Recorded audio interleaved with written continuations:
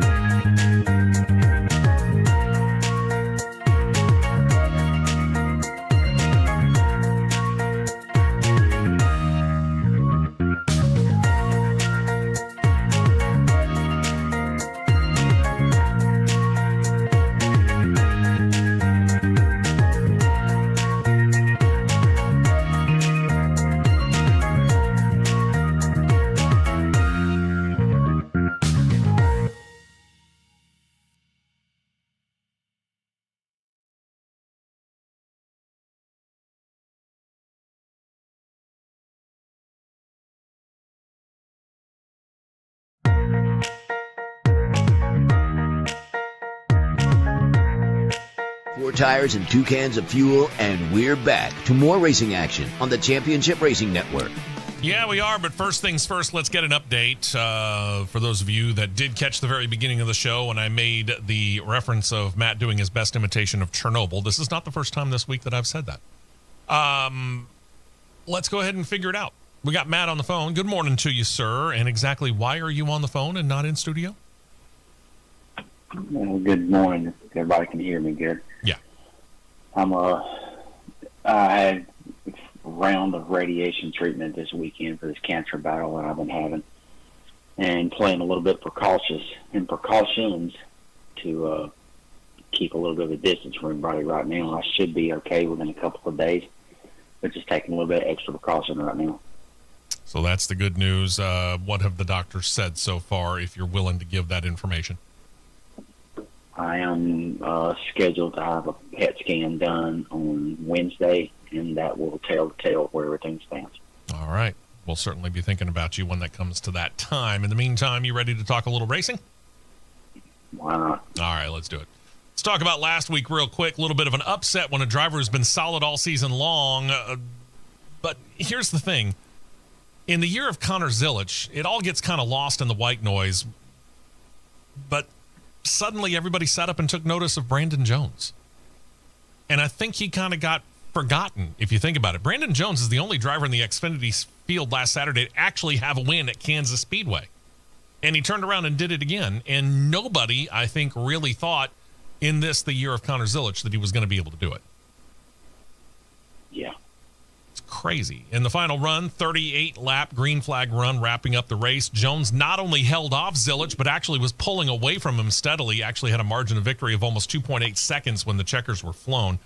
That officially puts him into the round of 8. Jones and Zilisch were followed across the finish line by Austin Hill, Sammy Smith, Sheldon Creed, Taylor Gray, Jesse Love, Nick Sanchez, Brendan Queen with the top 10. Nice run there. And I know he's running ARCA this year. Is he making that jump here real soon? And I don't know whether it's going to be the trucks or the Xfinity series, but it looks like he's about ready to make the jump already, Matt. When it comes to him, I will honestly be surprised if he's not making some form of a jump. Mm-hmm. I'm pretty sure, and I've got a good feeling that he will probably be making the jump to the truck series in one of those 710 entries that Dodge will have.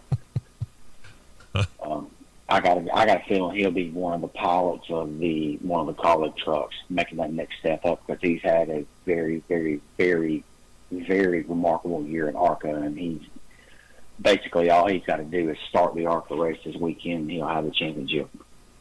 And again, when he's had the opportunities, be it trucks or Xfinity series, he's really made pretty much the most of them. When you stop and think about it, he has done very, very well for himself anytime he's strapped into either one of those kind of rides. He has. He very much has. So Brendan Queen was 9th. Dean Thompson rounded out the top 10. Brandon Jones's win, as we noted, moves him on to the round of 8. Eric Almirola, who won at Bristol, isn't running for the title, so he doesn't move on, obviously. Connor Zilisch leads those on points. He's all but guaranteed to lock in. Those who are on the hot seat, Jesse Love, who sits 5 over the cut line. He's in 8th. 5 under is Nick Sanchez. Austin Hill is 7 under. This is where things get a little bit hairier. Harrison Burton at 8 under, and you think, okay, points-wise, he's good. And you're right, he's not bad, but he's also got to jump over 2 other drivers to just be just the first person under the cut line. He's got to jump over 3 to get in. Sammy Smith's in a worse situation. He's got 14 points down. And since this isn't golf, he's got a lot of work to do. He's got to jump over 4 different drivers and do the point situation. It's a much more difficult situation for Sammy Smith when we get to the Roval later today. And Roval is a wild card, as we all know. That brings us to, let's see, where are we going next? Oh, that's right. IHRA, they ran in Ohio at Hebron Raceway last Saturday. Top Fuel final came down to Jake Sanders against Daniel Mercier. Mercier claims the win, 3.178 ET, according to the official IHRA numbers, which unfortunately didn't give me any more on that, and I apologize for that. But either way, Mercier claims the win. And funny car, Del Worsham made it to the finals, took on Terry Haddock. Worship. This is going to be a fun morning for me. Worsham off the line quicker and claimed the win, 3.28 ET. Top Fuel Harley, a battle between Jay Turner and Ryan Peary. Turner red-lighted. Pierre had a clear and run. 4.21 ET gives him the win. And finally, in Mountain Motor Pro Stock, Christopher Powers facing off against John Montecalvo. Montecalvo off the light quicker. I can get Montecalvo, but I can't say quicker. Good night. He caught Powers asleep at the light, cruises to the win with a 4.09 ET. The other guys that are the straight liners, the NHRA, got things going on Sunday, and they were playing around in Charlotte, actually. They were doing no, I'll take that back. They were in St. Louis. I apologize. Thing about it is, NHRA and Cup Series got going right about the same time with the NHRA Finals and the Cup Series race, but the NHRA finished first, so we'll start with them. Top Fuel Finals was a battle between Doug Kalita, a little bit of a surprise, and Ida Zetterstrom. Kalita's been 4-0 in those face-offs before, make it 5-0, overcame a slower reaction time with a 3.796 ET, 327.98 miles per hour. It also helped out when Zetterstrom had to shut things down when she kind of started to haze the tires a bit. Funny Car Finals coming down to fast. Jack Beckman taking on Matt Hagan. It was all Hagan. Quicker reaction time all the way to the other end. 3.979 ET at 329.34 miles per hour gets him the win. It's only Hagan's second win of 2025, but his 52nd of his career. Pro Stock Car coming down to a duel between Greg Anderson, Matt Hartford. Anderson off the line quicker. It's the advantage that paid off at the other end with a close win. Photo finish, really about a car length separated them. 6.531 ET, 209.33 miles per hour. And in Pro Stock Motorcycle, hey, there's Gage Herrera again, taking on Braden Davis. Davis was so nervous about facing off against Gage Herrera, he red-lighted. Herrera cruises to the win. Clean 6.971 ET, 199.61 miles per hour. Sixth win of the year for Herrera, 27th of his career. So we're halfway through the chase for the championship in the NHRA's Mission Foods Drag Racing Series, and Doug Kalita leads Top Fuel by 86 over Justin Ashley, 127 over Sean Langdon, 153 above Tony Stewart, and Clay Milliken's fifth, 182 back. Austin Prock still leads Funny Car, 20 up on Matt Hagan, so Hagan trying to close in. 65 over his teammate Fast Jack Beckman. Ron Capps 125 back, and Daniel Wilkerson is 137 out. Dallas Glenn leads Pro Stock Car by 25 over Greg Anderson. Matt Hartford's 160 down. 200 back is Aaron Stanfield. Corey Reed's 214 out. And in Pro Stock Motorcycle, Richard Gadsden actually has control right now, but there's Gage Herrera, only 29 back. 53 up on Matt Smith is Gadsden. 115 over John Hall, and 116 up on Angie Smith. Anything surprising you here other than the fact that Gage Herrera is not leading Pro Stock Motorcycle, Matt? Not really. Yeah, it's pretty much what I expected. I got to say that, here's the thing. I've made no bones about the fact that I'm a Tony Stewart fan, but when you think about what he did in the regular season, and he has all but disappeared when we got into the chase for the championship, that, to me, kind of seems to be the biggest surprise. It seemed like they had momentum over there, and they've lost it. I don't know what they did, but they've lost it. Yeah, they've gotten awfully quiet. Yep. So I don't know whether they'll get it back or not. We'll see. As for the Cup Series race, might not have been the way that Hendrick Motorsports would have drawn it up, but it worked out. On the overtime restart, Chase Elliott was restarting 8th. Ended up making a bonsai run that was helped out when Denny Hamlin, who lost his power steering earlier in the race, was able to overcome it and ran down leader Bubba Wallace. But the 11 ran his employee at 23.11 up into the wall in turns 3 and 4 on that final lap. And Elliott, who had the front row seat to that, dropped down under them. Got under both the 11 and the 23, made it stick, claimed the win by 0.069 second. That's right. That slim of a margin. Elliott said afterward, quote, "Everything worked out perfect for me. Had a great push through turns 1 and 2 and just kind of started with that. Got a big run off of 2. Seas kind of parted, and I was able to just keep my momentum up. That was really it. I was not going to lift, so I didn't know what was going to happen. I figured at the end of the day, it was what it was at that point. We were both wide open, corner to exit. Wherever I ended up, and at that point, we were all committed." Elliott's win means he claims career win number 21, trailed by Hamlin, then Christopher Bell. Chase Briscoe 4th. Bubba Wallace, after slapping the wall, fades back to 5th. Kyle Larson, Tyler Reddick, Brad Keselowski, William Byron, and Shane Van Gisbergen reign out the top 10. And that's not a bad deal for Shane Van Gisbergen. We'll detail his day because it really started behind the 8 ball here. But this also, to me, makes me wonder, how close is he to, and Matt, I'll give this to you, how close is he to starting to really get a good feel for oval track racing? Well, it is definitely not far away, because he has progressed week after week after week on the ovals, which is, everybody's not going to be perfect every single week, but there's been a steady progression on uptrend. And he's, with him now getting that first oval top 10, and he was pretty solid the entire day. And of all places, it being on a mile and a half at Kansas, one of the more, in my opinion, one of the more technical mile and a half. I think it shows the progression's been pretty steady. And then with him being as close as he is, with what's left in 25, I'm not sure if he could. He'll still be good, but I'm not sure if he could. But 26, I won't be surprised the least little bit to see him slip through and pull one, maybe two oval wins combined with the road courses. And if he does that, then he is a definite threat for a title, no doubt. All right, so here's the deal. Chase Elliott, Ryan Blaney are now locked into the round of 8. One more race left in the round of 12, and, of course, that's this weekend. Denny Hamlin, points-wise, looking good, too.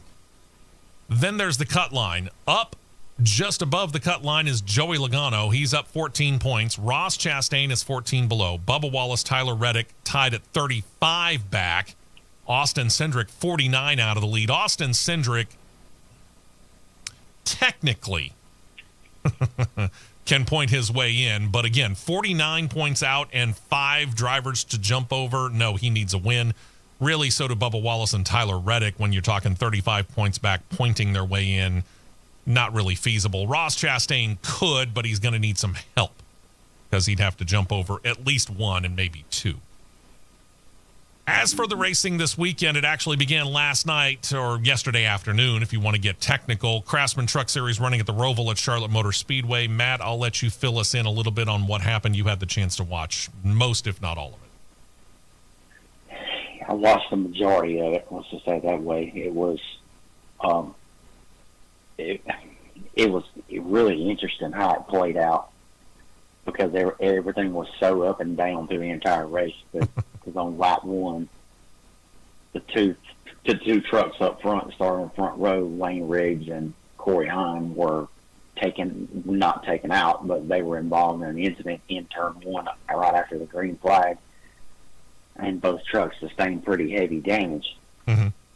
But it ended up being, of all things, Corey Heim slipped back up through the field and won the race with a severely damaged truck. Yikes. Setting the all-time record of most wins in a season at 10 and counting, let's say that. Yeah, because I don't think he's done. No, I don't think he's done either. You got Heim for the win, Brent Cruz in second, Gio Ruggiero third, Rajah Caruth fourth, Connor Zilic fifth, Josh Bolicki sixth, Grant Enfinger seventh, Tom Majeski eighth, Tyler Ankrum ninth, and Connor Mozak rounding out the top 10. More impressive run to you with a damaged truck claiming the win, or what Brent Cruz did, even though he finished second? He led a pretty good portion there and seemed to acquit himself quite well on a roval. I hesitate to call this a road course. Personally, I'm going to say more Brent Cruz, because Corey Heim was really not surprising. No, even with a damaged truck. I mean, here's the thing about doing what they do with the Roval. Aerodynamics aren't that big of a deal. Yeah. So it's really not. Yeah. So and where that damage was that he had, it was not really. Didn't really affect the truck.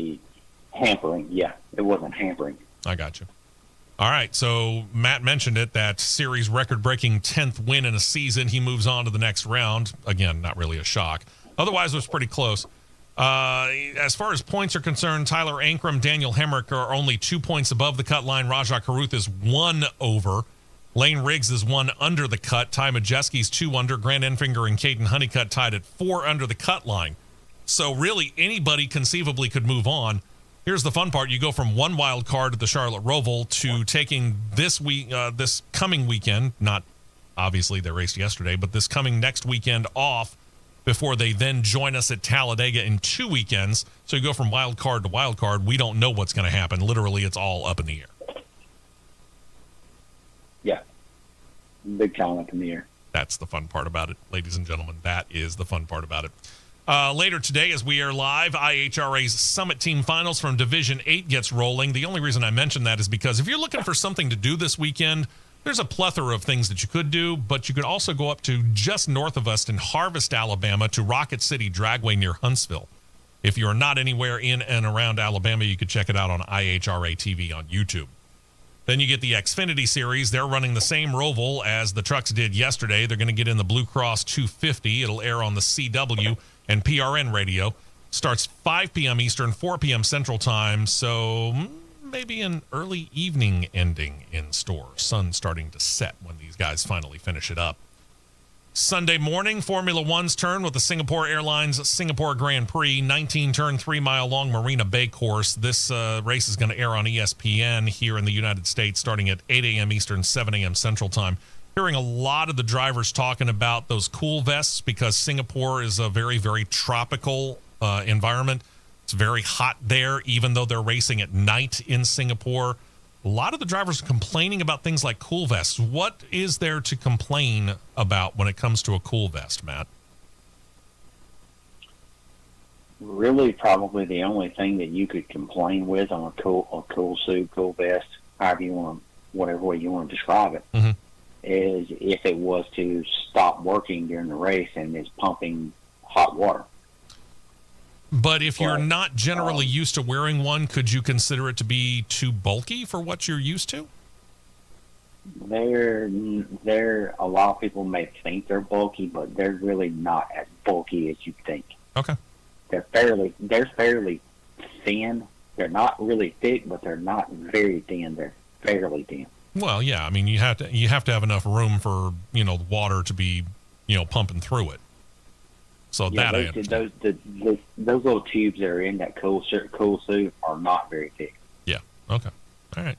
It's strange to hear about the complaints, but there they are for whatever it's worth. Final race of the weekend is going to be the Cup Series turn at the Roval at Charlotte Motor Speedway. This is the Bank of America Roval 400. It'll air on USA and PRN radio starting at 3 p.m. Eastern, 2 p.m. Central Time. Of the series that we cover on a regular basis that is currently in season, the NHRA is the only one that is off. All right. We're going to get back to this situation between Denny Hamlin and Bubba Wallace because I think it's important to kind of go over that a little bit. There's a mentality there, and I'm actually seeing a lot of people defending Denny Hamlin on this. Talk about it next. We will be right back with more on the Championship Racing Network.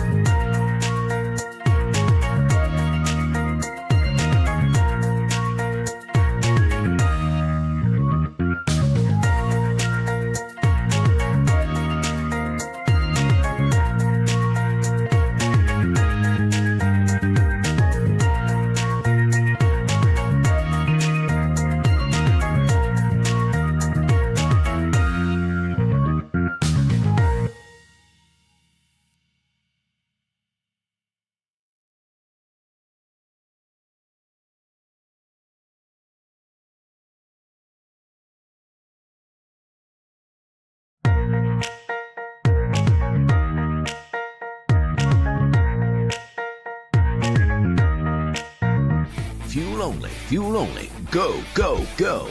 We're back to the Championship Racing Network.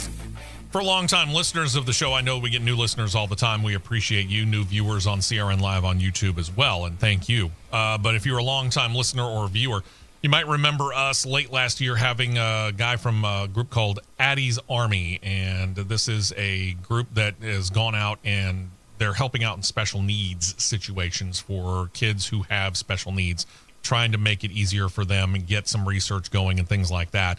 Addie's Army has got something called Addie's Grand Prix coming up today as well. In fact, it'll start here. Make sure I get this right. It actually just started right as we started our show at 8 o'clock this morning. And for $25 a person, you get in, you'll get rides in and around the Talladega Grand Prix course. This is not Talladega Super Speedway. It's not the Talladega Short Track. There is a Talladega Grand Prix course that is not too far away. You can look it up if you are willing to go. And this is for a great cause. Obviously, they did that event late last year at Barber Motorsports Park. They're doing something similar. You get a little bit of drifting if you want to be a part of that. You can all kinds of great stuff. It's really, really good stuff for a good cause. Again, $20 per person per ride. All the money is going towards the research that Addie's Army is going for. So really, really good stuff. So yeah, Talladega Grand Prix course. Look it up if you are of a mind to. I might try and make my way over there before I head to the house too, just to see how everything is going over there. Meantime, let's talk about some other stuff here. Let's talk about the Cup Series race last weekend at Kansas. Late race battle caused leaders Denny Hamlin and Bubba Wallace to lose the lead, and as it turned out, the race. It had Denny Hamlin playing defense in post-race interviews. He said he was thinking about winning his 60th Cup Series race, which I get that. It's a milestone. It was overall a good race for the driver who sits at 59 wins in his Cup Series career, but he's missing that Cup Series title. Even though Matt picked him this year, he led a race high 159 laps, but he lost his power steering in stage 2, had to manhandle the car to the finish. He also laid blame on himself when it came to the incident with the 23 car that allowed the 9 of Chase Elliott to get the win. Hamlin said this, quote, I got really close to the 23. If I had to do it all over again, I think I'd run a little lower and allow a space between us so I don't get so tight and then try to turn the wheel more. This was very little consolation to Wallace, who on the cool-down lap sped up, got around Hamlin to, in other words, give him the one-finger salute. And you know which finger I'm talking about if you're of a certain age. He added about his boss at 2311 Racing, quote, can't talk to him. I've always been big on how you race me is how I race you. No matter who you are, what it is, we race hard. I mean, you guys have seen it. It's unfortunate. You know, I was excited to race Denny for the win. We ended up 5th, gave the 9, Elliott, a win. That's what frustrates me the most. We couldn't get a Toyota to victory lane. I've heard a lot of people, Matt, kind of defending Denny Hamlin because here's the thing. In the end, as he says, I'm racing for the win. I definitely won't apologize for racing for the win. Teammate or employee works up until really that white flag flies. Am I correct or am I wrong? You are correct. When the white flag flies, all bets are off. So,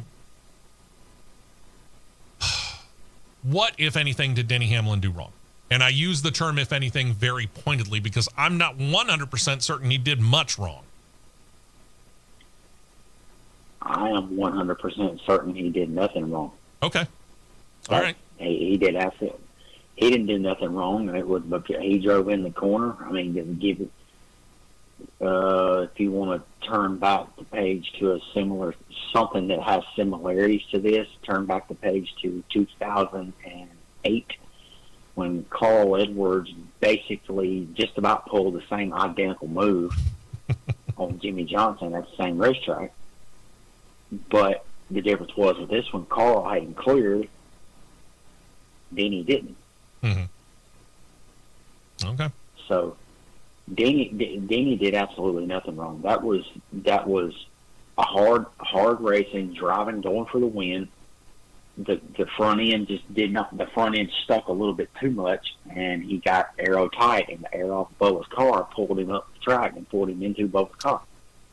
So I'll ask it from the other side. I'll put you in Bubba Wallace's situation. I mean, obviously, frustration is one thing. His frustration also seemed to be for Toyota in the fact that he felt like a Toyota should have won, whether it was Hamlin or himself. And I get it. A win certainly would have helped him out and helped him move on to the next round of the playoffs, whereas right now he's dangerous under the cut line. Is he right to be frustrated, or is it misplaced? He has a reason to be frustrated because of how well he ran and how well they ran the entire race. But it goes back to something that I used to have on white flag laps: expect the unexpected, and that was really an unexpected, in my opinion. Okay, all right. We'll let that go from there and talk about the other side of things, because we mentioned it in the race recap and kind of hinted at what we're about to talk about when it comes to Shane Van Gisbergen. The finish by Shane Van Gisbergen, 10th place, made all the more impressive considering he started off in a pretty big hole. He wasn't, by the way, the only one. Michael McDowell and Cody Ware were dinged up a bit, too, when it came to the beginnings of the race. For Cody Ware, his car failed pre-race inspection not just once but twice. And what that does is your crew chief, Dave Jones, gets ejected. He also loses his pit selection. He didn't qualify well anyway, so it wasn't really that big of a deal. For McDowell and Van Gisbergen, they suffered the same penalties. Both of their crew chiefs were ejected after inspection. They made unapproved changes to the front splitters of both the 71 and the 88 cars. They didn't detail exactly what they were trying to do, but both of them were caught doing the exact same thing. Folks, cameras and NASCAR observers are everywhere. Stop it. 71 crew chief Travis Peterson, 88 crew chief Stephen Dran immediately ejected. Both lost their pit selection, and both of them had to start at the back of the field, and both of them had to perform a stop-and-go penalty shortly after the green flag started at the race last Sunday. So that basically means you are not only behind an 8-ball, you're probably behind 2 or 3 8-balls, aren't you? If not more. Okay. SVG recovers from all that and finishes 10th. It makes me wonder one of two things. Either he just had a fantastic car, number one, and number two, he is really starting to get oval track racing, or he was so put behind everything that he just let the flag fly and damn the torpedoes full speed ahead. Which was it? I'm going to say it was option C and option B. Okay. Combination of full speed ahead and having a good car. Okay. Because he does that with basically the car chief on the box. It shows you he had a really good car. Yeah. Michael McDowell, almost as impressive. He ends up overcoming all that. He finishes 14th. So got to give them both credit. Cody Ware never recovered. He's credited with last, 37th on the day. He dropped out after 52 laps. So here's the thing. That's a Rick Ware racing car. You and I have basically said it for a very long time here. We don't have a whole lot of confidence in what's going on over at Rick Ware Racing. And, I don't wish bad on them. I'll state that up front, but the fact that he retired after 52 laps might be a little bit of a surprise, but the fact that he never recovered, I don't think really shocks either one of us, does it? Nope, not at all. All right. I mean, sorry, but Cody, Rick, it's kind of par for the course for you. Just letting it go. Then there's Carson Hocevar. Carson Hocevar is still young. He still makes youthful mistakes, but sooner or later, he is going to have to understand and grow up. In the most recent case, this is a mistake that costs him actual money. Carson Hocevar has been fined by NASCAR. He violated the member conduct code. You might ask how. Don't worry, I'll get to it.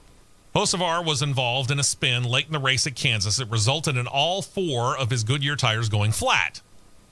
Well, we've talked about this Gen 7 car, and if you have 1 flat tire, you might be able to get the car rolling again. But if you have 2, especially if they're on the front and or rear axle, you got a big problem. That car's beached, especially now that you got all 4 of them. That car ain't going nowhere.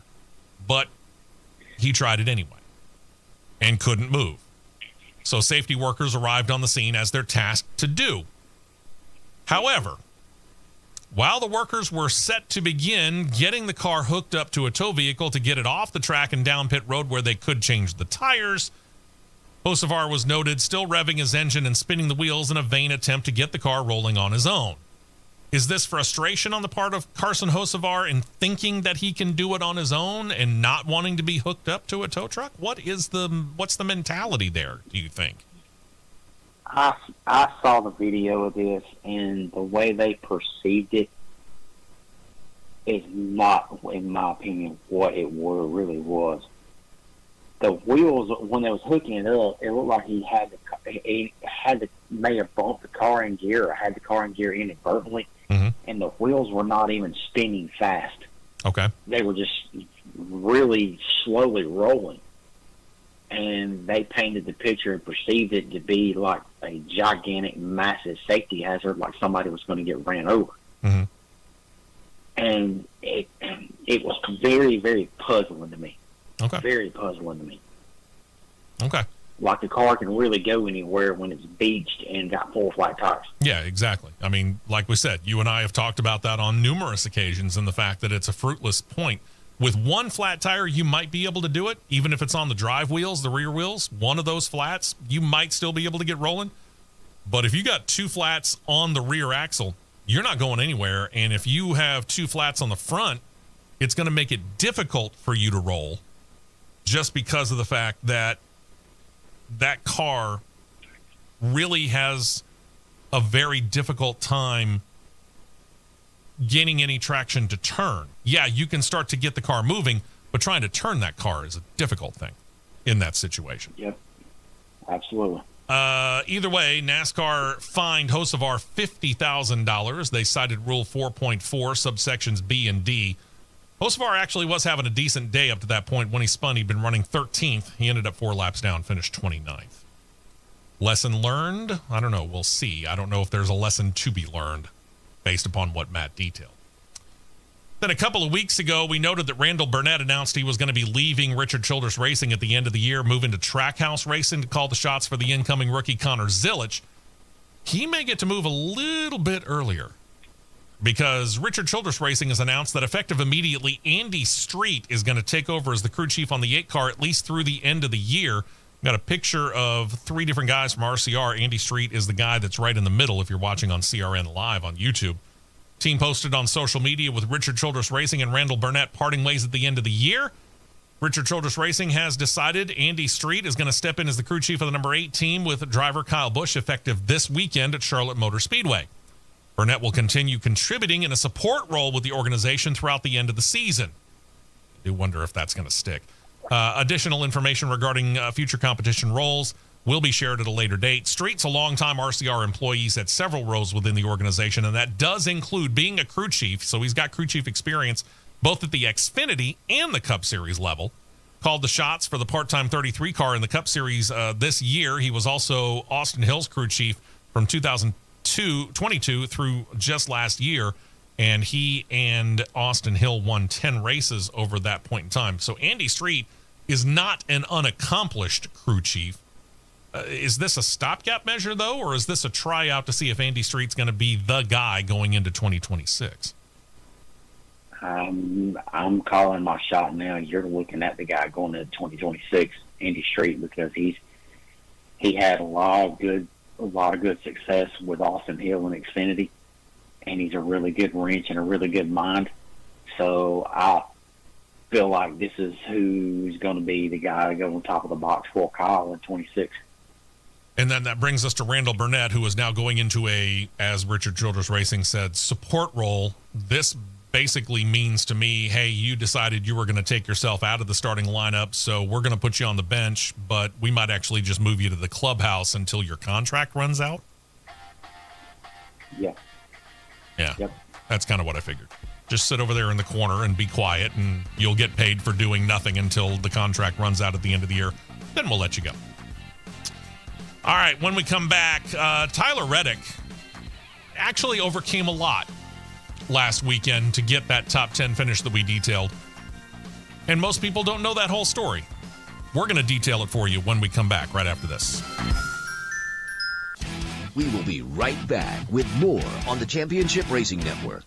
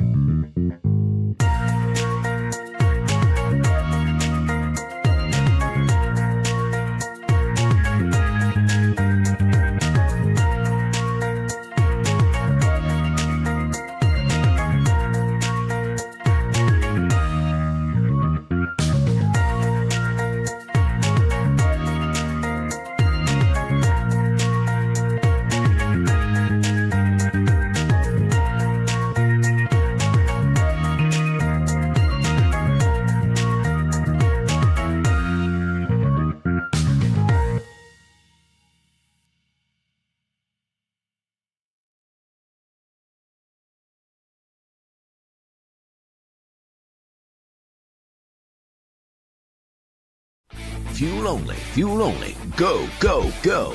We're back to the Championship Racing Network.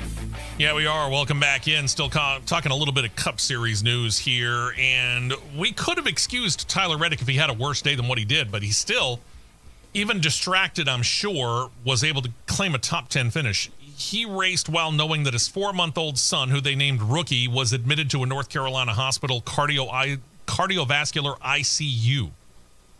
That's got to be weighing heavy on anybody. His wife, Alexa, posted on social media late the week before Kansas, the doctors are attempting to improve their son's heart function.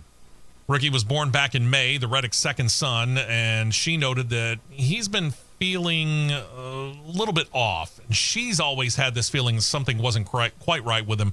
She had been seeking answers for quite some time without getting any real idea of what was going on with him. And apparently had talked to several doctors about, and these are her words, not mine, quote, signs of heart failure that were being missed, unquote. And added this, always trust your mom gut, unquote. Tyler, again, ended up finishing 7th at Kansas. Rookie was apparently released from the ICU a couple of days after the race at Kansas, but he is still in the hospital. So our thoughts and our prayers go out to Tyler, go out to Alexa, go out to Rookie and the family out there, because, you know, my wife and I, we don't have any kids. Matt, and, you know, you and your wife's situation that we have talked about here on this show, you are a little bit closer to this, obviously. Producer John has children as well. To have a kid, or, you know, to have a child and to see them go through this kind of a situation is heart-wrenching. And for him to turn around and be able to race as well as he did, at least as impressive as what Shane Van Gisbergen did, maybe more so. Yeah, with that situation that he had, that was hands down way more impressive than Van Gisbergen for sure, because that right there had to be, it had to feel like you probably had a 747 sitting on your shoulders. One would think. So, yeah, our thoughts and our prayers go out to the Reddick family for sure. All right, a couple of things that broke late before I was able to include them in the basic rundown for producer John and for Matt here. The latest on the infamous lawsuit between NASCAR and 2311 Front Row Motorsports continued this week, filing by NASCAR asking for a summary judgment in the case. NASCAR's lawyer released a statement that said, in part, quote, today's filing demonstrates NASCAR's charter system has the support of teams throughout the garage. Lawsuit is not about antitrust. It is merely an attempt to renegotiate an agreement that was signed and is being honored by all the other race teams, unquote. Denny Hamlin turned around and got an older statement from NASCAR's lawyer. He posted it up on his social media account on X, basically saying that NASCAR could survive without the charter situation, but okay. Jeffrey Kessler, the attorney for the two teams, released his own statement, said, quote, the declaration submitted by the various teams, because just about all of them, the only one that I did not see was Gene Haas. The declaration submitted by the various teams are actually supportive of my client's position. My clients are not and never have been seeking to eliminate the charter system. They have supported charters. The declarations from the team owners and executives acknowledge the same economic reality. Many teams have expressed a desire to resolve this matter, a goal that my clients share, but NASCAR has yet to demonstrate a similar willingness to engage in meaningful resolution. We're confident NASCAR's summary judgment motion is not going to succeed, and we look forward to presenting our case at trial December 1st. This is obviously both NASCAR's lawyer and the team's lawyer grandstanding a bit. Honestly, I think if the judge would actually just pick up the gavel and go, you guys get in a room and talk, they might actually be able to work this out. Yeah, I think so too. But it's gotten to the point to where some of this has gotten to the point to where it's actually seeming to me more like a comedy show. That's a good way to put it. Because it's I'm trying to search the best way to describe this, and I really can't, because there's about 300 different ways I can describe it. Okay. But I said it before. I'll just say how to describe it. Describe again. It's two kids fighting over the same toy, but one of them's got a green block and the other one's got a blue block, and they look close to the same. Sure. Yeah. So it needs to, like you said, it needs to be the judge slamming the gavel down and going, all right, look, you two kids, you go to your room and figure it out. Quite fair. Yeah. At this point in time, it's almost got to be done, because going out and saying, hey, guys, why don't you try and work this out? That obviously hasn't worked. Playing with the wish and the hope game is not going to be the one that's going to get these two kids into a same room to figure it out. And so it's going to have to take something. And again, I'm not a judge. I don't play one on the radio. I'm not a lawyer. I don't play one on the radio. So I don't know 100% whether a judge or a lawyer could do this. But to me, if I'm the judge and it is within my purview, I'm going to order them, get into a room and talk this thing out. Yeah, because I've read some of the majority. I haven't read every single one of them, but I've read the majority of the statements that were released by team owners of talking about the charter system is good, and I'm trying to search of another way to describe the statements that they put out. It's good, but it's imperfect. Yeah. I mean, talking about it. But when you sit and you read them, it's almost like a lot of these were scripted, but just worded differently, because they're all on the same baseline. I got you. They all sound exactly the same, is basically what you're saying. They all sound exactly the same, but the wording is a little bit different. I'll say it. Let me summarize it this way. It's almost like if there was a representative from corporate, either out of Daytona or Charlotte. It's almost like there was a representative from corporate that sat with them and had them worded that way, because they all sound so close. It's like, huh? Yeah, you're all saying the same thing. Without necessarily trying to drag too much politics into it, we've heard both Republicans and Democrats do this both. They'll get a keyword, and every single congressperson, be they from the House or be they from the Senate or be they in the White House, they get to talking about a specific issue. They all use that same buzzword. Yep. Same thing. There you go. Got it. Okay. We'll see. It just drags on. Meantime, you and I wondered why they were doing this in the first place, and now they've reversed course on it. News broke last night. It's one likely will affect the Cup Series most of all moving forward. The brains over at NBC Universal decided that killing the NBC Sports cable network was a bad idea, so they have decided to revive it. The exact date of the relaunch is not revealed, but it's going to happen sometime before the end of 2025, and all of this is part of the agreement that was met between NBC Universal and YouTube TV to begin to, or continue, I should say, to carry all NBC Universal-owned networks. And they've got a bunch of them. And all of them are available on the streaming service.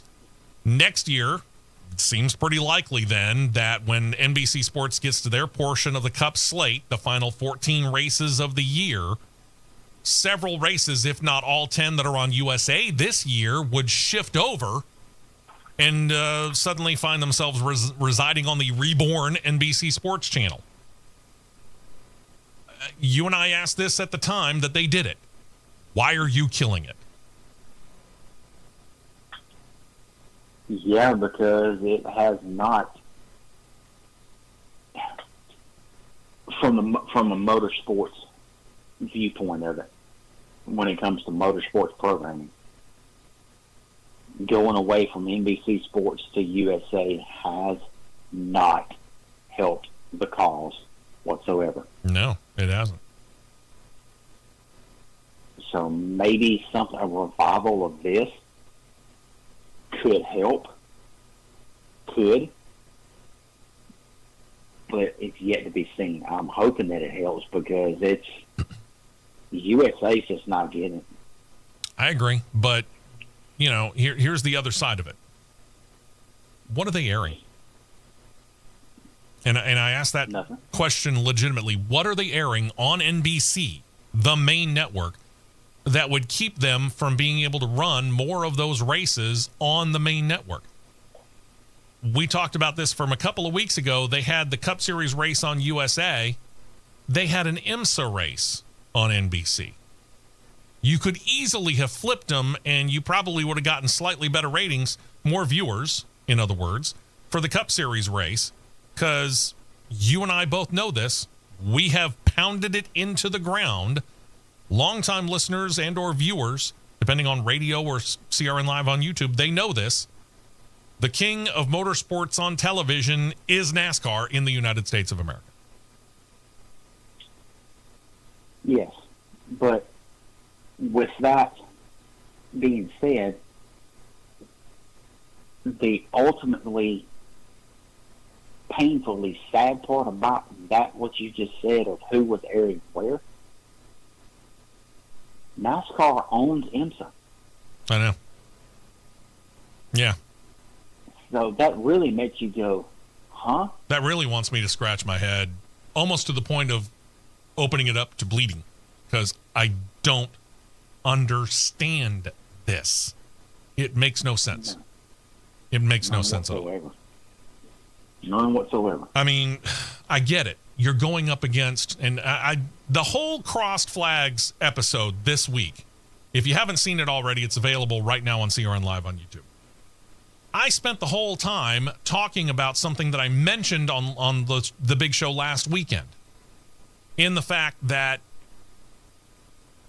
you look at what television ratings are, and you go straight up versus straight up.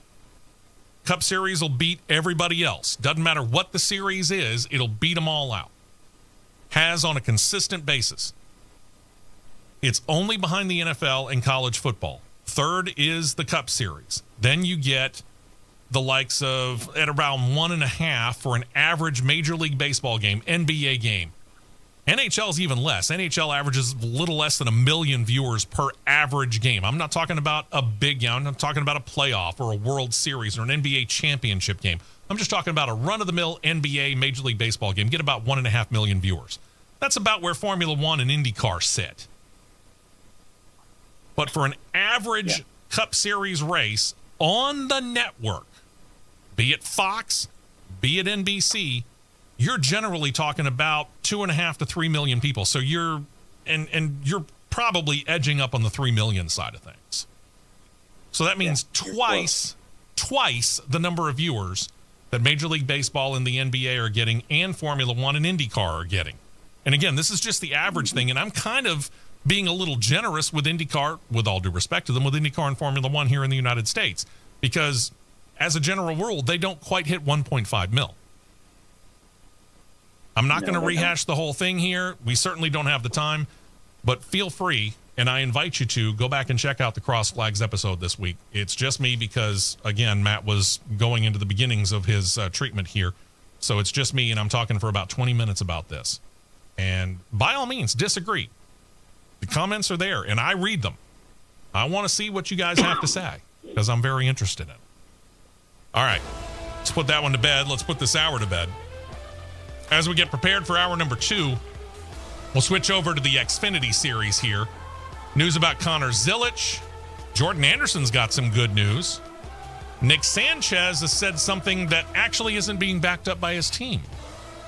And then we'll talk about the Truck Series.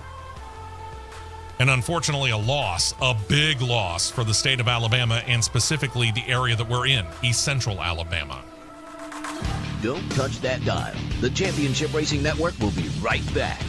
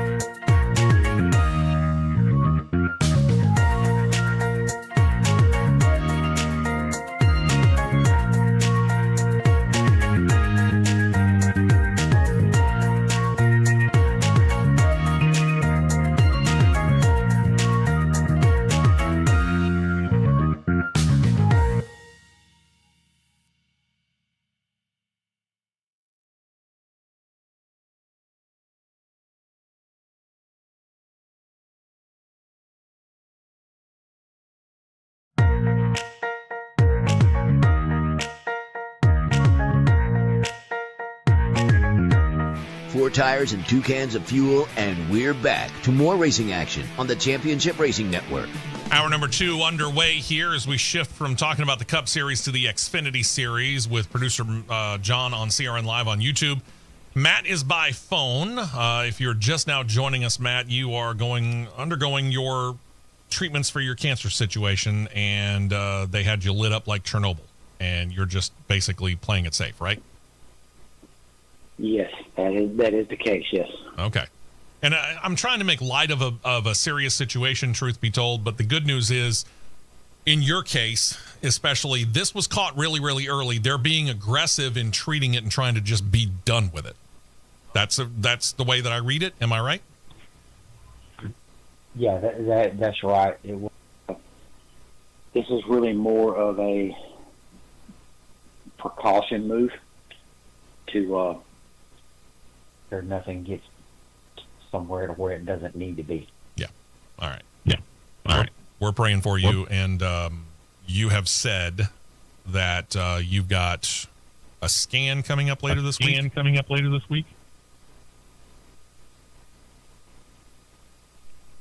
I don't know. Are we losing you there, Matt? No, I'm right here. I had to change the earpiece there. Sorry. Okay. So you got a scan coming up later this week to kind of figure out exactly where you're sitting, right? Correct, yes. I'll have that scan on Wednesday and then see exactly where things are sitting and know what steps are next, if there are any next steps. I gotcha. All right. Meantime, let's talk about what we're here to talk about as we do continue to pray for you, Matt. Connor Zilisch. No, he didn't win last weekend in the Xfinity Series race, but despite that, his second-place finish did allow him to set a new series record for consecutive top 5 finishes. With the second-place result, Zilisch claimed a 16th straight top 5 finish, that best Samard's previous record for the series of 15 set way back in 1983. Wasn't for lack of trying. Zilisch led 39 laps, but on his final pit stop, his crew sent him out just behind eventual winner Brandon Jones, and he was never able to overcome it. Like we said, the final gap at the end was about 2.8 seconds, so Connor Zilisch just missing out on it. But again, not all that bad when you stop and think about it. 16 straight top 5s, that means a lot has to go right over a long period of time. Absolutely. Congratulations to him. Then there's young Nick Sanchez. Nick Sanchez last weekend got to talking to reporters and said that he will be coming back to the Big Machine Racing number 48 Chevrolet next year. Told a reporter from frontstretch.com, quote, "Oh yeah, unless they tell me otherwise, that's our approach. It hasn't even been a question. Just go race this year and go race next year." That's his quote. Big Machine Racing has been real quiet, though. They haven't confirmed that that's actually the situation.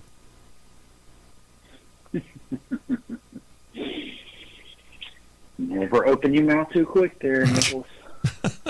Now, looking at his performance this year, does it seem likely that he'll probably be back and it's just Big Machine Racing not saying anything at the moment?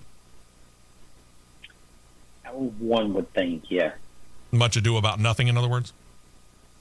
Yeah. Okay. One would think. I mean, he's been fairly solid. Yeah. So I don't see any reason why he wouldn't be back. Yeah.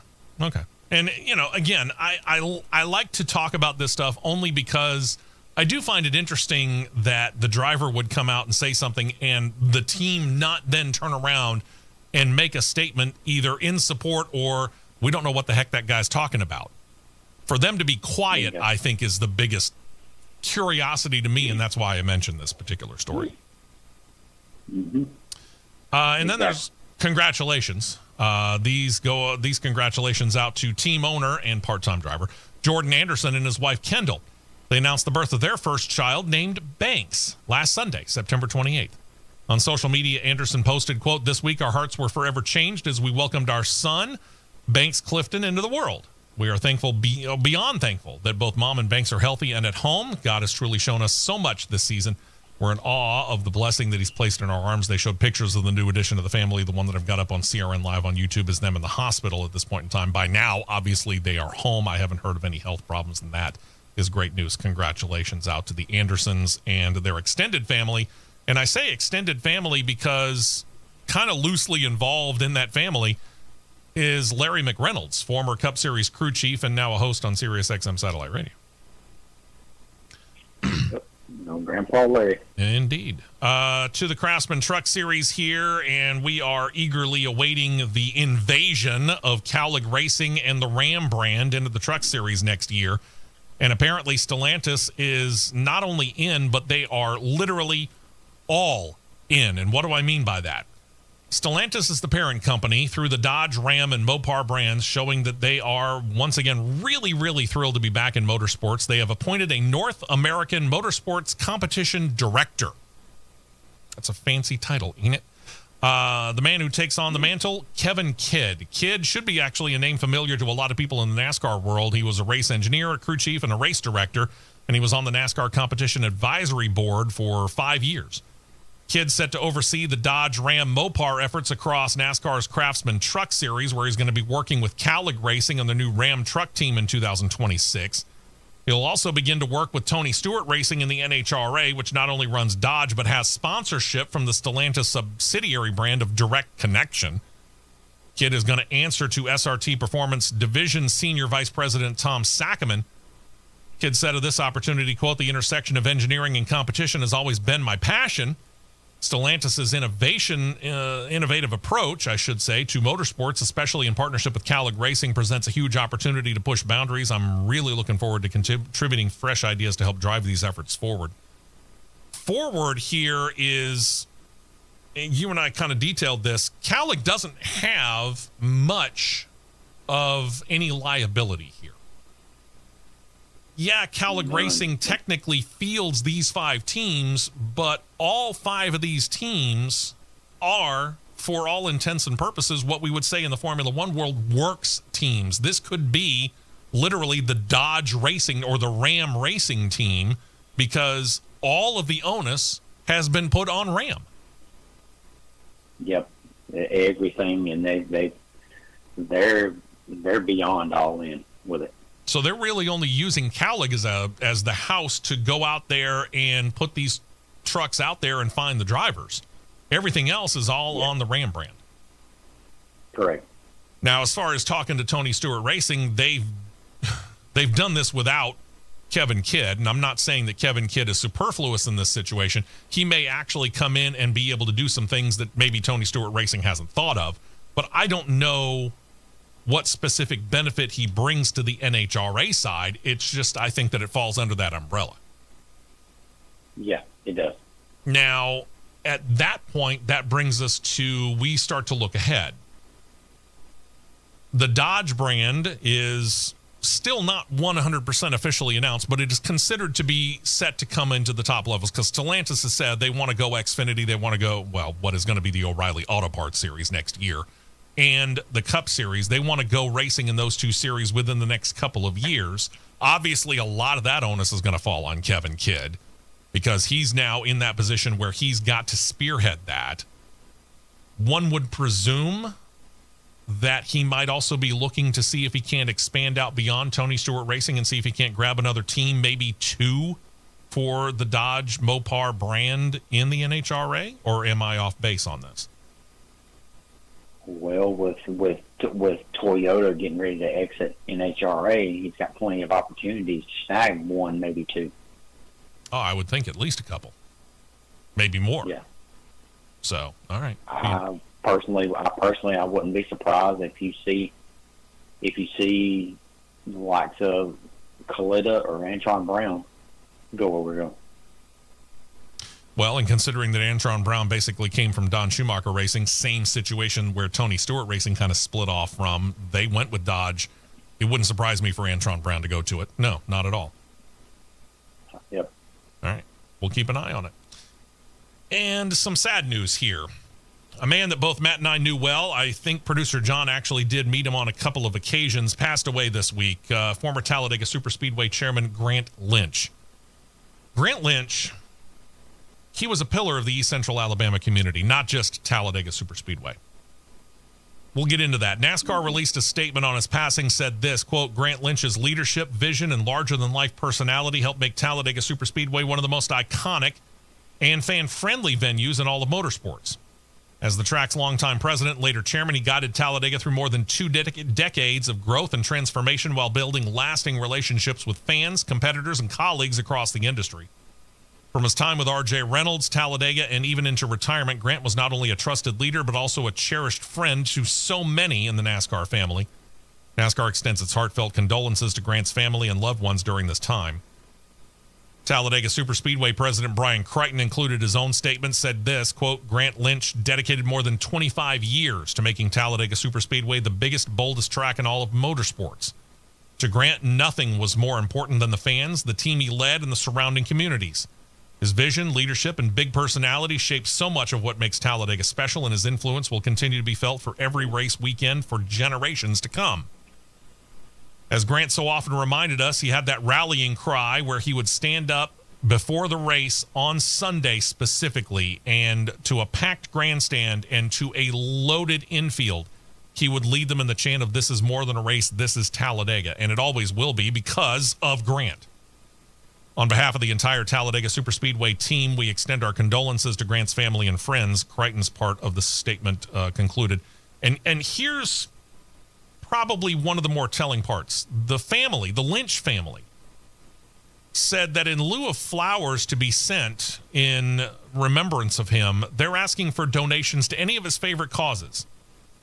Alzheimer's Foundation, Alabama Wildlife Federation, Victory Junction Game Camp. They would prefer you put donations, put them in Grant's name, and send them there. And that, to me, it's very difficult to sum up Grant's life in a short bit, but that, I think, is a great start. It's an outstanding start. Yeah. As we noted, Lynch was at Talladega Superspeedway for a quarter of a century before he retired in 2019. But think about that leadership.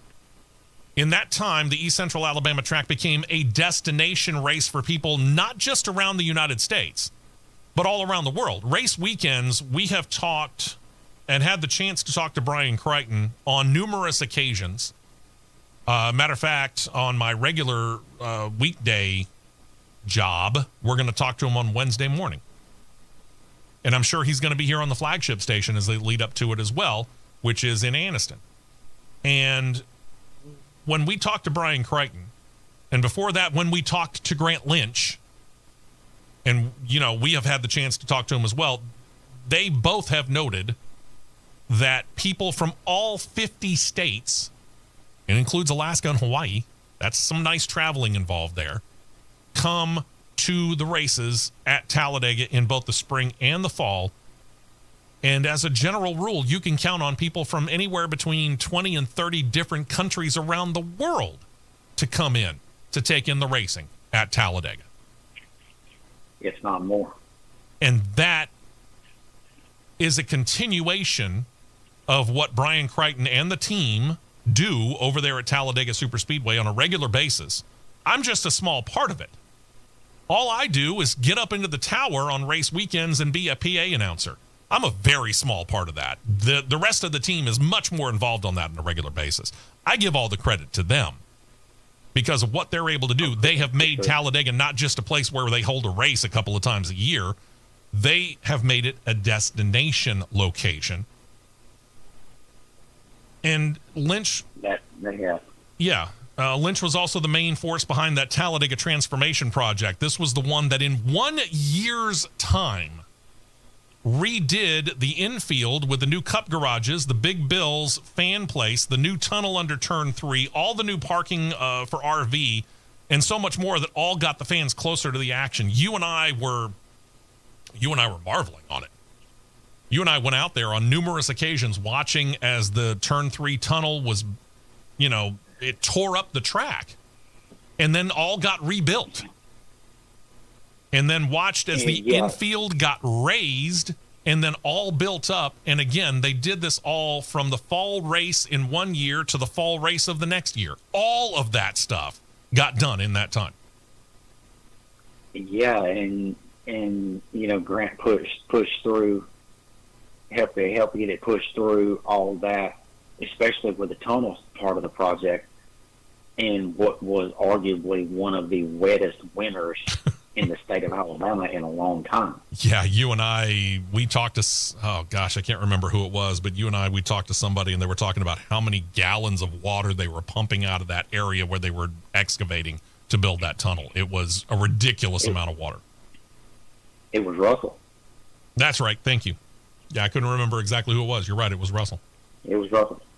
I mean, it was an amazing amount of water that they had to pump out of there on a regular basis. Grant Lynch, in a 2019 interview, said this, quote, "I've had a wonderful ride here at Talladega, and the time has gone by so fast. 25 years to go by fast. That means you just flat love your job. You're not paying attention to how long you've been there. To say that 25 years went by in effectively a blink of an eye, that just tells me how much you loved being there." Oh, it was that and then some. And memory serves me correct, he helped get Kansas off the ground, too. Yep. I'll get to that here in a moment. He continued in that interview in 2019, quote, "We've always tried to make this place the very best it can be for the fans, our local communities, and for everyone involved in the sport of NASCAR as well as ARCA. We're truly a tourist destination for families everywhere to enjoy Southern hospitality and racing at its best." And it's kind of unusual because if you think about it, Grant Lynch was born in South Dakota, and that's not what anyone would call a mecca of NASCAR people. But he grew up in North Carolina, started to work in public relations, worked his way up through the R.J. Reynolds Tobacco Company into public relations. He was mainly a liaison for the Winston brand back when it was remember when they were the title sponsor of the Cup Series? Yeah. When that ended in the early 1990s, he switched over to NASCAR, became Talladega's general manager in 1993, was given the title of president later that year, and then ultimately the title of chairman in 2009. He was also the vice president of the old International Speedway Corporation before it got folded back up under NASCAR's wing. And it was during that time, you mentioned it, 2001 Kansas Speedway opened, 2001 Chicagoland Speedway opened. They come back to the schedule next year. He was a central person in getting both of those tracks built and up and running. And Grant Lynch was taken from us way too early. Grant Lynch, 71 years old. Entirely, and gone entirely too soon. Yeah, entirely too soon. Absolutely. I didn't get the chance to interact with him on a regular basis, but I would generally see him at least once per race weekend from the time that I got hired in 2007. And he always, you could tell that flash of recognition. He's like, "I know you, can't think of your name, but I know you." And he and I would talk, and he was so complimentary of just, "Thank you for doing the job that you do. We appreciate you for what it is that you do." And it didn't matter the fact that he didn't know my name. The fact that he was, and you could tell, he wasn't just being superficial. He was being genuine when he said, "Okay, yeah, now I know who you are. Now I know what you do. And I thank you very much for doing what you do for us here at the track." And it just... Oh, absolutely. He just had that way about it. He was so welcoming. He was such a very interactive guy. And Brian Crichton is certainly a man who learned under Grant Lynch's wing, and you can tell that. Brian's very comfortable on a microphone. He's very easygoing in front of the fans. He loves getting out there. I've had the pleasure of being able to do a couple of things where Brian interacted with the fans out there on Talladega Boulevard. And if you're talking about putting on that Talladega shirt and they know that you're involved with the track, you're going to get besieged. And he is so comfortable and he's so welcoming. And you can tell Brian took a lot from Grant's personality, and he's made it himself. He's made that a part of himself. He's done that and then some, in my opinion. Yeah. Because, like you said, he was under Grant's wing, and he learned from arguably one of the best ones that's, and I'll phrase it this way, one of the best ones that have been on the ISC side of the wing of track management. Mm-hmm. Because we could very, very, very easily say Humpy Wheeler on the SMI side, one of the best. Grant on the side of the ISC wing, sure, arguably one of the best for sure. Yeah. If I can, sitting there thinking about it, I can remember that conversation I had, when I went down in 2017, when I got the call to go to the tower to go to when I was taking the other one's place. Yeah.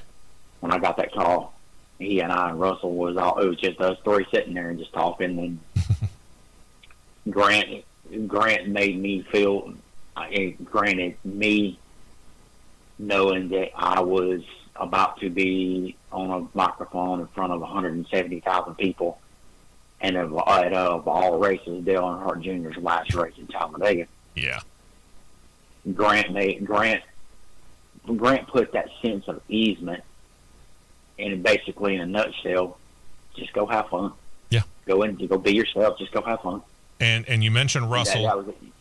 Russell, of course, was Grant's right-hand man for a long time when it came to doing a whole lot of the stuff that was directly involved with the racing activities, making sure the trophies were in place at the right time and getting the drivers out there for interviews for our trackside PA cohort, Matt Coulter, and Grady, who works here at the flagship station, who also did a lot of that stuff for a very long time out at Talladega, and was a PA guy for far too short of a time. Thanks, NASCAR. Grant was a big part of all that, and Russell actually said that he credits Grant for a lot of things, and that included the fact that anytime Russell came up with a stunt and Grant liked it, Grant would bend over backwards doing his level best to make sure that that stunt came to fruition. And we have seen, you and I, and producer John, for that matter, you and I have been down Talladega Boulevard on some Friday nights and some Saturday nights, and we've seen some stunts. And then some. I'm going to leave that right there. That's stories for another day in a, let's just say, less family-friendly broadcast opportunity. Does that make sense? And yeah, and we've seen quite a few that got shut down immediately too. That's true. Grant Lynch, you're going to be missed. Our thoughts and our prayers here at the Championship Racing Network and Cross Flags go out to the entire Lynch family and all of his friends, and I know that I'm saying that by casting a very wide net, because there were a lot of people that knew and loved Grant Lynch, and he will be missed. When we come back, we'll talk about another loss this week as we turn our attention over to Formula One, and has Max Verstappen found what he's going to do after? Right here for more on the Championship Racing Network.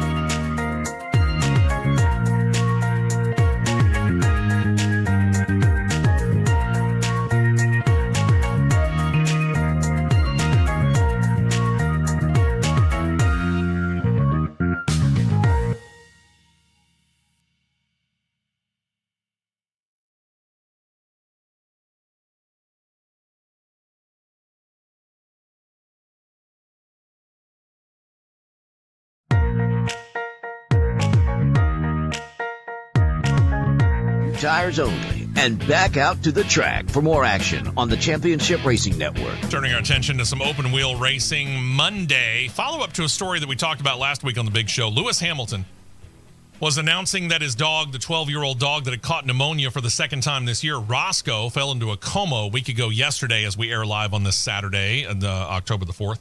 And unfortunately, he passed away on Monday. Hamilton posted on social media, quote, "Lost my best friend last night. Thank you for all the love that you've shown him over the years. Roscoe forever." He also posted, quote, "After 4 days on life support, fighting with every bit of strength he had, I had to make the hardest decision of my life and say goodbye to Roscoe. Never stopped fighting right up until the very end. I feel so grateful and honored to have shared my life with such a beautiful soul, an angel, and a true friend. Bringing Roscoe into my life was the best decision I ever made, and I will forever cherish the memories we created together.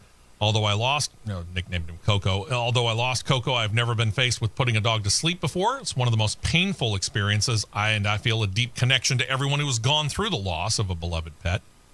Although it was so hard, having him was one of the most beautiful parts of life, to love so deeply and to be loved in return.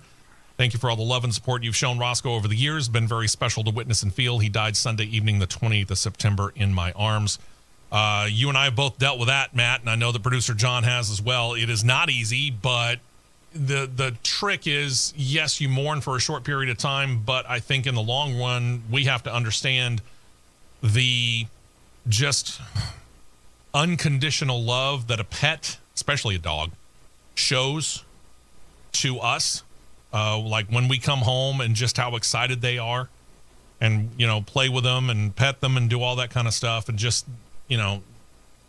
the best way to look at it is to think to ourselves, it's better to have experienced that kind of love even for a short period of time than to not have experienced it at all. Absolutely. That's a really good way to put it. And then another saying that I like that really, really does ring really true in many ways. The only one bad quality about dogs and animals is they don't live long enough. Amen to that. Amen to that.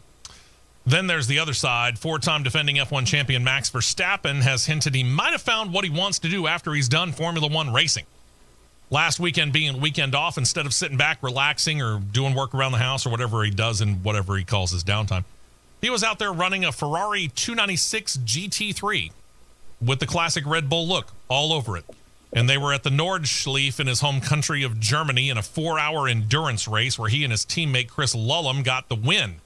It was Verstappen's very first outing in this form of racing. They bested 110 cars in all on that, 12-mile long, something like that course? Something like that, yeah. Yeah, 110 cars, 10 were in that category that they were in, known as SP9. He was happy about the result, added this, of course, we really want to race the 24-hour race here at the Nordschleife. If that's going to be next year, I don't know yet. We need more experience. Hopefully we can enter a few more NLS races next year. We'll find out whether or not this is something that he gets to do more often here in the near future. And again, sports car racing is a little bit different from Formula One. Fernando Alonso's, the Lewis Hamiltons being right at or into their 40s. That's a bit of an unusual thing in F1. And Max Verstappen is, I can't remember exactly how old. He's right around 30. And he's already said on several occasions, once I feel like I'm done with Formula One, I'm out. It's not going to hurt me at all to walk out the door, and I don't care how old I am. So to me, as long as he's behind the wheel of a race car, he's got a steering wheel in his hand, and he's going, to borrow the phrase from Top Gun, Mach 2 with his hair on fire, he's going to be happy. Yeah. So it really doesn't matter what kind of racing he's in. Not really, because I think at one point he was, I think it was 38 or 40 seconds ahead of the pack, and it was like really early stages of the race. It was already 40 seconds ahead. That's just nuts. So, yeah. Congratulations to them. The Cadillac F1 team continues to work up as they get ready to go racing here in 2026. Pietro Fittipaldi is a name that you should be familiar with. He's been around open wheel racing for a number of years now. He gets an occasional start in IndyCar, but mostly he's been a reserve driver in F1 for the Haas F1 team. Well, now the 29-year-old grandson of two-time champion Emerson Fittipaldi has joined the Cadillac F1 team as a development driver for them. Exactly what that means he's getting in simulator work already, even before the announcement was made. It likely cemented the team's decision to sign him in that role. It led Fittipaldi to post on social media, quote, "I'm very proud to finally share that I've joined the Cadillac F1 team. We've been working together on the development of the team's 2026 F1 car, and as a sim driver together with my teammates, we have been doing extensive simulator testing and full race weekend simulations to prepare for next season. It's a privilege to contribute my expertise and experience to a project of this scale and to be part of the brand as iconic as Cadillac." In addition to the announcement, the team made their own post, which showed a video not only of Fittipaldi, but their 2026 drivers, Sergio Perez and Valtteri Bottas. From everything that I'm reading on this, Matt, I'm led to believe that they had Pietro in a simulator long before they even signed either Sergio or Valtteri, who they announced that they had signed both on the same day. That's what it sounds like to me, too. Sounds like he's been putting in some time for sure. Well, get this. All of this is happening at the GM Motorsports Simulator. This is in Charlotte, North Carolina, alongside another simulator driver, a guy you probably also heard of, Simon Pagenaud. Wait, Simon Pagenaud? Yeah. GM hired the 2016 IndyCar champ and 2019 Indy 500 winner as a part of their IndyCar development program back in May.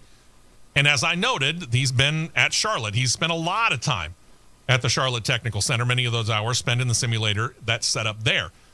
The purpose being, obviously, we've got the new engine regulations that are coming up soon for IndyCar, and he's trying to help Chevrolet get ahead of that curve. Well, now also he's having the Formula One crew guys out in that situation because Cadillac is starting to work on already their engine program that they hope to have 2029 maybe. I think they want to get that engine program started and activated and have the Cadillac engine in the Cadillac F1 car before the 2030 season starts. Yeah, you would think so. Okay. And again, this is us going by what we're reading. We haven't seen specific dates from them. It's kind of the same situation with Pietro Fittipaldi. The way that everything read, they didn't state it, but the way that everything read, it looked like Pietro had been in the simulators before Valtteri and Sergio had been signed. It also appears, even though Cadillac hasn't put an exact drop-dead date on this, it appears that Cadillac want GM. I'll use the bigger umbrella that General Motors wants the Cadillac engine in the Cadillac F1 car before the 2030 season starts, just based upon everything we've read. Right. He is helping the company, again, refine the IndyCar side. But once the Cadillac team was announced, Pagenaud was enlisted to assist them as well. First, to start work on chassis development for the program, and then give the team time to ensure that they got the two drivers they really wanted, as opposed to rushing to find their drivers in order to get that side of the program underway. This allowed the 41-year-old Pagenaud to keep his foot firmly planted in the racing world, even though he hasn't raced competitively since 2023, back when he suffered a serious crash in the Meyer-Shank Racing entry. All the after effects of that, he says he still suffers some cognitive issues that would keep him from being able to get out on the racetrack officially, but says that time in the simulator not only works for GM, but has been therapy for him as well.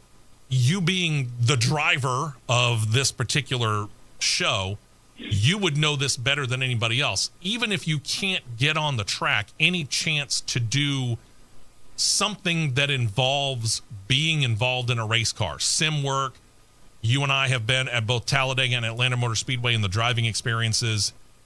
My eyes light up like a kid at Christmas, but the shine of my eyes dims in comparison to yours. Yours is like a lighthouse floodlight. Yeah, you could call it that.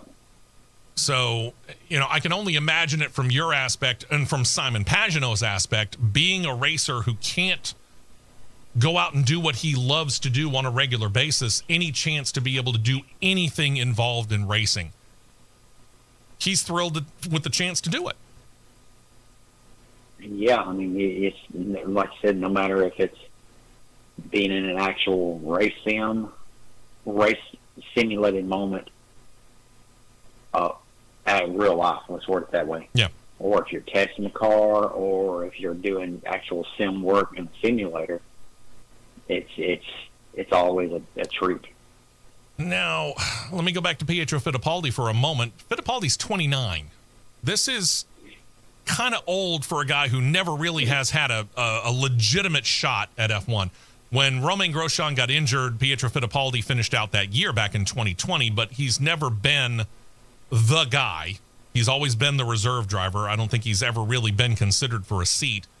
But that said, does that experience lend itself to him probably getting the reserve role at Cadillac just because of his experience at that level?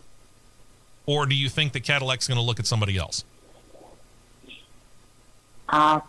One would think, and I personally think, that it's going to get him the reserve driver role because of what he's done in the past and how he's filled in the past when needed. Okay. So I think it's going to be, it would be him in the reserve role. Okay. It seems likely, but I had to ask the question. Things also changing down at the Miami Grand Prix. Now, former President Tyler Epps leaving that post. He's moving to the Cadillac F1 team. He's going to be their head of global commercial strategy. He's been the head of the Miami F1 race since the 2022 season. He's been central in making the race one of the more successful ones on the schedule, securing a deal that actually ensured it's going to run through 2041. Good night. Epp has worked in motorsports most of his career. He's also had roles inside of both NASCAR and Indycar, but it was his ability to get a major event up and running quickly and making it one of the more popular races on the schedule is what attracted Cadillac F1 team principal Graham Loudon and the team CEO Dan Towers. Exactly what he's going to be doing. Again, head of global commercial strategy. This tells me he's probably going to be involved in trying to fill out those sponsorship opportunities that we talked about here on the show a couple of weeks ago. They're trying to get major sponsors. Yeah, they've got Jim Beam, but they're looking for more, and these aren't cheap. We detailed them. If you want the top of the line partnership with Cadillac F1, you're probably talking somewhere in the neighborhood of $50 million annually. And then it drops from there depending on what level you're down to. Yeah. Like you said, they're definitely not cheap. That's for sure. But it looks like he's heading that, is what I'm gathering from that title. Yeah, I'm gathering the same thing too. It'll be interesting to see how well he does. Yeah. Epp is leaving to head to Cadillac, so who becomes the head of the Miami Grand Prix? A relatively young but very experienced young lady by the name of Katharina Nowak. Nowak gets promoted to the position of VP of Business Operations. She is all of 28 years old. And moving into the position, she becomes the youngest president of any F1 event on the slate. She's been working for Stephen Ross since 2019, joined initially the Miami Dolphins and the Hard Rock Stadium staff, worked her way up through those two entries before switching over to Ross's efforts to bring in and host a Formula One race in 2023 in the business operations department. She took on the VP role just last year in 2024. She is a native of Vienna, Austria, who graduated with a degree in advertising and public relations from Loyola University in Chicago. If she moved up through those ranks that quickly, that tells me she's a fast learner, and she probably is going to just slide right into the role that Tyler Epp set up in that particular move, and this should be a seamless transition for her. Should be. Absolutely, it should be. All right. We'll see how well she does in that role. Meantime, got to take our final break here. Slow down for a moment, catch our breath. I'm going to grab something to drink. And when we come back, we'll talk IndyCar. There's some changes at the top of IndyCar coming up. We'll talk some NHRA. They have announced all of the schedules for the Mission Foods drag racing divisions for next year. And if you know what I'm talking about, you know that means some races are going to be missed by some divisions. Plus, we got some IROC news coming up. We will be right back with more on the Championship Racing Network.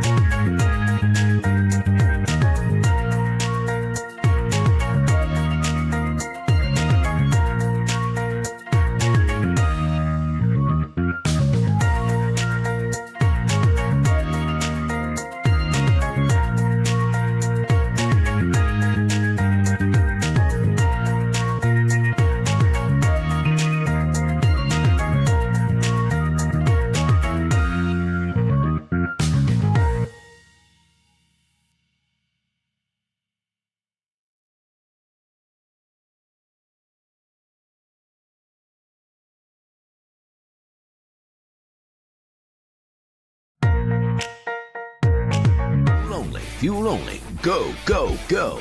We're back to the Championship Racing Network. Welcome back into the show here. Final 15 minutes or so here of the show. Real quick, sticking with Formula One for a moment. They just got done with their qualifying for the race at Singapore coming up here in the United States tomorrow morning. Out in Q1, Alpine continues to have a really horrible year. Starting 20th tomorrow is Pierre Gasly. Joining him on the back row is Esteban Ocon. Apparently there's a Dr. Jekyll, Mr. Hyde thing going on at Haas F1. Esteban Ocon will start 19th. Franco Colapinto and the other Alpine will roll off 18th. Lance Stroll in the Aston Martin 17th. Gabriel Bortoleto in the Sauber Racing entry, he'll start 16th.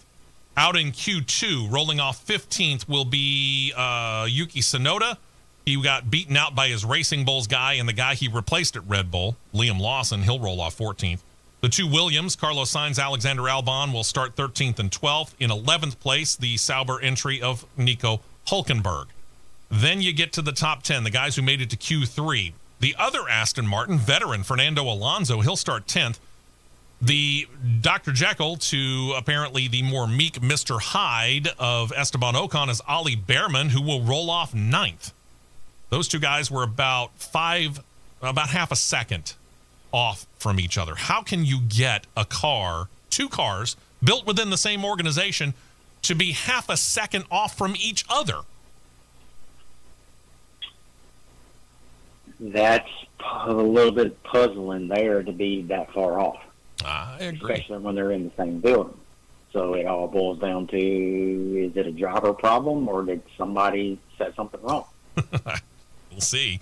Rolling off 8th, rookie Isaac Hajar in the Racing Bulls entry. 7th will be Charles Leclerc in the Ferrari. Lewis Hamilton will roll off 6th in the other Ferrari. First of the McLarens, Lando Norris, he'll roll off 5th. Kimi Antonelli in the Mercedes, he'll be 4th. Oscar Piastri, your points leader, he'll roll off 3rd. The front row, 2nd, will be Max Verstappen in the Red Bull. George Russell claiming the pole, 129.928 around the course at Singapore. Pierre Gasly's best, 131.261. So not quite 1.5 seconds separate first through 20th. Yes. Tomorrow morning. It'll all be competitive. It'll all be in competition. Again, it'll be nighttime over there, but it'll be early morning here in the United States. So be prepared. All right, let's talk about IndyCar here. And IndyCar is looking for a new vice president of competition and race engineering. I would say I would help, but I don't know much about race engineering. It's the announcement that Bill Pappas, who has been in that role since 2016, has left the organization. He's left IndyCar. Why? We don't know. Pappas, as noted, has been in the role for about a decade, and in that time oversaw the UAK 18 Aero kit that included the Aeroscreen safety device and the hybrid powertrain introduction. Pappas has long been part of the IndyCar technical team, worked alongside former race engineer Tino Belli, heads the Aero department. Darren Sampson, who's been over the powertrains for IndyCar.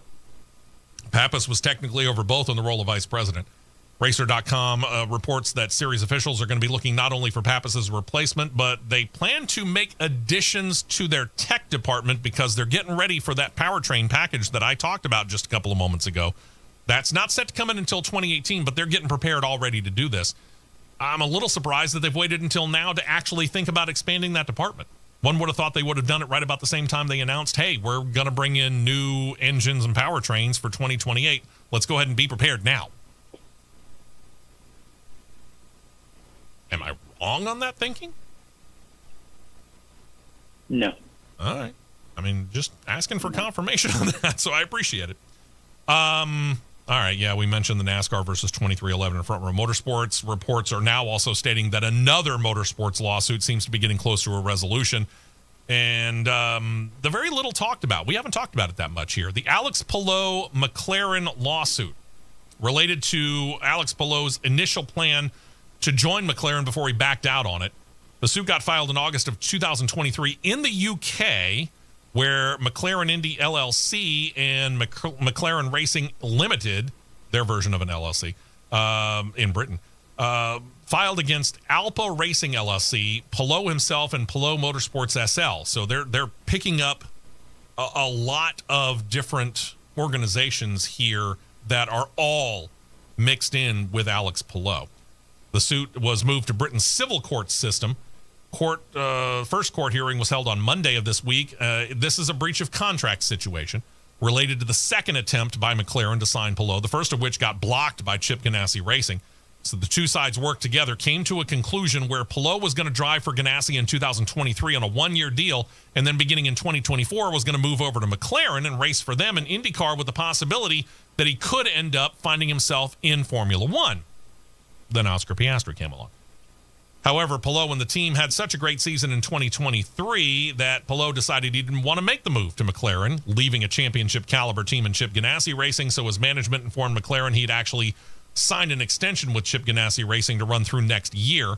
McLaren responded by filing the breach of contract lawsuit. They asked for reimbursement in the tens of millions of dollars for their investment into Palou before he ever even really got into a uniform.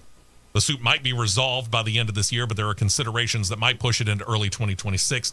Either way, should be complete and done before the 2026 season starts. I get the funny feeling these guys are going to sit down and they'll come to terms on a financial settlement, and this will be done with, because that's basically what this boils down to anyway. It's just a matter of how much money is going to go back into the pockets in the hands of the people over at McLaren, because they're the ones that made all the money on the investment. Yes. Yep. And I know this. We've got listeners, we've got viewers that are on CRN Live on YouTube. They don't like Alex Palou because they feel like he reneged on the contract. And yes, he did. There's no doubt about it. But at the same time, I'll ask you, the driver, you understand that the grass isn't necessarily always greener on the other side. And when you turn around and you had the kind of year that he had in 2023, wouldn't that give you as the driver some second thoughts about leaving, again, a championship caliber team that has turned around and won more than just the championship in 2023? They've kind of backed up what it was that he said.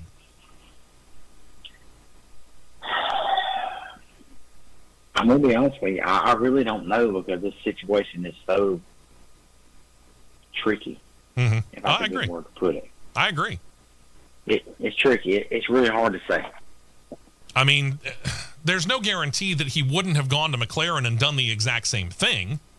I certainly can't state that he wouldn't have, but at the same time, as the old saying goes, a bird in the hand's worth two in the bush. You know what you've got at Chip Ganassi Racing. You're going over to McLaren. We're not 100% positive. So it becomes that question of, is it the car or is it the driver? How many times have we asked that question? How many times have we asked that question? By the way, for people like Matt who are on iRacing and you've missed IndyCar on that platform, you're in luck. It is back, and it is back in style. Starting in January, racers on the platform are going to be able to take part in what's called the Thrustmaster iRacing Pro Series. This is where the top virtual IndyCar drivers are going to get to compete for a portion of a $50,000 prize that's going to be paired with new qualifying series format that's actually going to use the same chassis used in Indy Next. The qualifying series actually begins later this month. The actual Thrustmaster Pro Racing Series, like I said, getting underway in January. All the races are going to happen on Thursday evenings at 8 p.m. Eastern, 7 p.m. Central Time. So if you are signed up, be prepared for that. And if you would like to watch it, you can on the NTT IndyCar Series YouTube channel and on IndyCar.com. If you'd like to find out more, you can get more information on iRacing.com. Is this something that interests you? I know you do a lot of racing on iRacing, but you tend to stick really more to the stock car side of things, don't you? Yeah, I'm more stock car side of things for sure, but I will jump off and run an IndyCar racer too. Mm-hmm. But those IndyCar races are 10 times harder than the stock car races are, because you, at least a little bit of contact you have, you're done. Yeah, that's true. Yeah, those cars come apart in a heartbeat. Yep. I understand. Yep. Turn our attention over to the National Hot Rod Association, where NHRA officials revealed the schedule for the other two Mission Foods Drag Racing Series divisions. I say that because we detailed the Top Fuel and the Funny Car schedule a couple of weeks back. Well, the Pro Stock Car and Pro Stock Motorcycle slates have now been finalized. And if you're a longtime listener, you know this. But for the newer listeners and viewers, while Top Fuel and Funny Car will run all the events on the 2026 calendar, 20 in all, generally neither of the Pro Stock divisions do the same. They kind of instead pick and choose what it is they're going to do. That is up until this year. The Pro Stock Car division is actually running in conjunction with Top Fuel and Funny Car at all 20 events on the schedule in 2026. And for that, I say, congratulations, it's about time. Yeah, for sure. Pro Stock Motorcycle still hasn't quite done that yet. As for the 20 events next year, they will be part of the season opener. Then they're going to skip the next two, Phoenix and Pomona, before they rejoin for the next four, which will be at Charlotte, South Georgia. Yeah, they're coming back to South Georgia, remember. Chicago and Maryland, before they'll then skip New Hampshire. If you're watching on CRN Live on YouTube, the red is Pro Stock Car. The blue square is Pro Stock Motorcycle. You'll see where they're not quite included on all of them. So after they skip New Hampshire, they'll be back at the action at Bristol and at Norwalk, but they will not join the West Coast swing.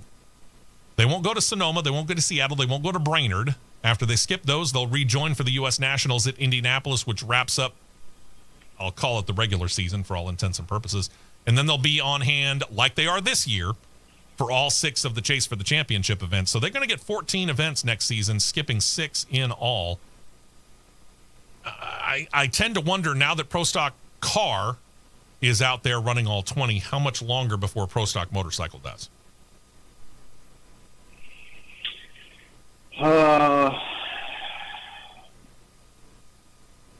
Couple years, maybe. So you think by 2030? Yeah, that's a fair way to look at it. Okay. 2030. And I think the main concern here, there's a lot of travel involved. So, there's a sponsorship situation there that they have to deal with. It's generally cheaper to run Pro Stock, either car or motorcycle, than it is Funny Car or Top Fuel. But that still doesn't mean that it's cheap.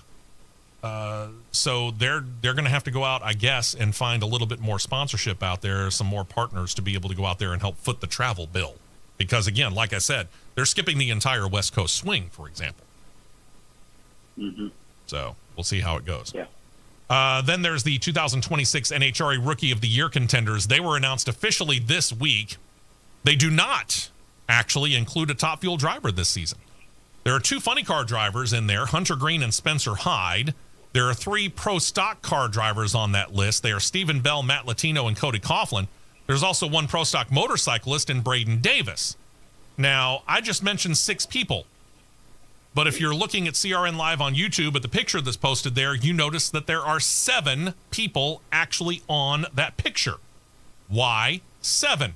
Well, a second Pro Stock motorcyclist named Chris Vang, he'll become eligible if he does compete as he is scheduled to in Texas and in Vegas. That tells me, though, that he's right on the bottom side of eligibility. Probably not going to be Chris. Just saying. Yeah. 2025 NHRA Rookie of the Year award winner is going to be officially announced Monday, November the 17th, when the NHRA awards ceremony takes place at the Pechanga Resort and Casino in Southern California. And we wrap up with this kind of cool news, actually, for the IROC series. As Ray Evernham considers the future of the IROC Racing Series and makes plans to continue to show off the older ones in exhibition events that have included racing, he's gotten more support. Chevrolet has now signed on as a presenting sponsor. We're showing the logo right there on CRN Live on YouTube, and you might note, you're sitting there saying, well, it looks like the same old logo. Nope. Presented by Chevrolet down at the bottom has been added. And this renews the relationship that was developed in the second year. Year 2 of the series continued for more than a decade, resulted in the Camaro IROC Z road car in the 1980s. Think about it, what you will. Evernham said of the partnership, which was announced officially on Wednesday, quote, "We're thrilled to become or welcome Chevrolet as our presenting sponsor for IROC. Chevrolet has not only played a key role in my own personal career, but they've been a vital part of IROC's history, too. Rob Kaufman, co-principal, and I have had a lot of fun bringing the IROC brand back to life. And now we have our friends at Chevrolet and General Motors involved, and it makes it even more exciting. Chevrolet is very proud of our long and rich history with IROC, which dates back more than half a century, and we're honored to be the presenting sponsor," said Todd Christensen, who's the director of Chevrolet Motorsports Marketing, who added, quote, "We look forward to seeing the stars and cars back on the track in a revitalized IROC. Chevrolet's Camaro of different generations were driven from 1974 to 1989, and then they switched to Dodge, a couple of different models, before the series returned to General Motors and used Camaro's sister model, the Pontiac Firebird Trans Am, from 1996 till the initial end of the series in 2006. Right now, I haven't heard of any plans for them to build a totally new car for IROC. They're still using as many of the older models as they can, but I think at some point in time, they would like to get to the point where they can go back and do what the original IROC series did, and that's put a number of drivers from a number of different series into as identically prepared vehicles as they possibly can. Yep. I look forward to that day. Yeah, because they've got that sponsor for sure. Yeah, I look forward to that day. And real quick update on our CRN Fantasy League shows that Junebug and Boomslick are actually in a tight battle for first. There are only 7 points separating them, 5,750 to 5,743. Chase B took over third from me. He sits at 5,293. I'm at 5,254. Matt, you're in fifth with 5,044. Fire Chef holds 4,826. Producer John's in at 1,628. He's even admitted that he hasn't done a whole lot with his team for a while. Staceman is last amongst the scorers at 1,307. And I say it that way because Mr. Plow, who is a regular listener and viewer on CRN Live on YouTube, he had an entry, but he never set a lineup. Oh, well. Matt, we'll talk about you joining us on Cross Flags. We'll hopefully do that. In the meantime, take care of yourself, and we'll talk to you next week. This has been a presentation of the Championship Racing Network. WD